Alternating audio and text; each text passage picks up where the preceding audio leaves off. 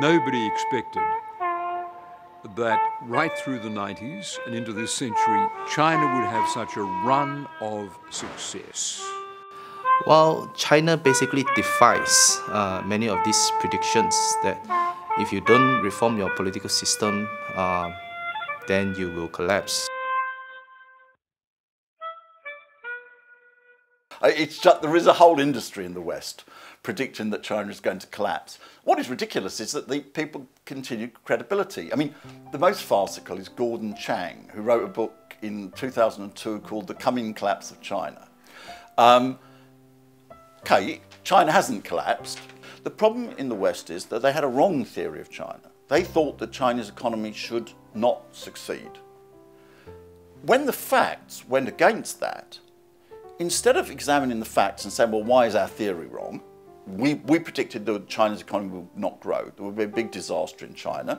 Our theory was wrong, therefore what's wrong with our theory? They attempt to deny the facts. They say our theory is right, China hasn't really grown, or China hasn't really improved its social conditions, or perhaps if they can't get away with that, because China's had the world's most rapidly growing economy for the last 38 years, they say, well, it's about to collapse. It will collapse next year.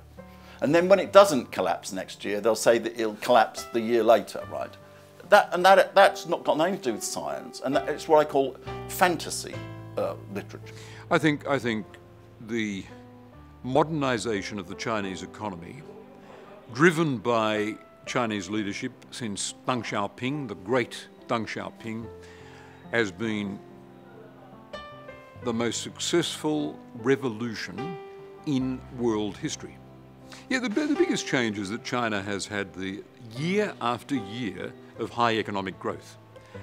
Back when I was watching the emergence of Deng Xiaoping and his reforms, nobody expected that right through the 90s and into this century, China would have such a run of success.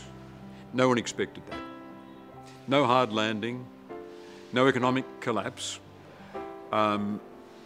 public support for hard measures like the reforms of the state sector in the 1990s. I mean, nobody could have expected such success.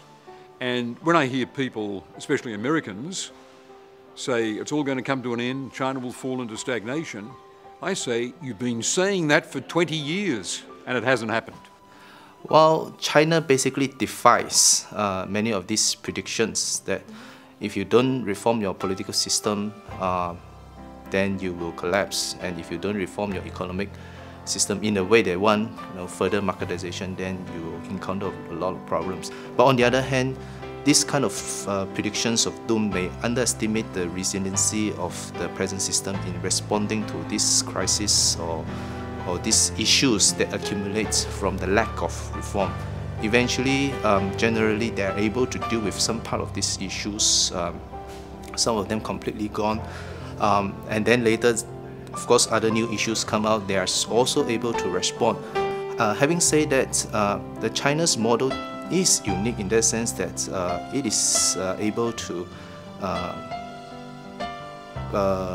basically today propel China to the state it is today, and we cannot say that it is a failure. In a way, China is really successful in combining what it learns from the world and its own considerations of national conditions and other things. The communist rule so far in the way that it rebuilt the states, regenerate the economy, and then basically giving people's, the Chinese people's certain sense of confidence and in their own country. So in this sense, it's doing great. Actually, the party, is become so strong. So that's why, I tell scholars, if you look to understand China, you have to look at those facts first. Don't, you should not have an ideology biased perspective toward China. What Deng Xiaoping mentioned, 实事求是, right? This you have to choose from facts, right? So you have to look into facts first, then you can have a judgment.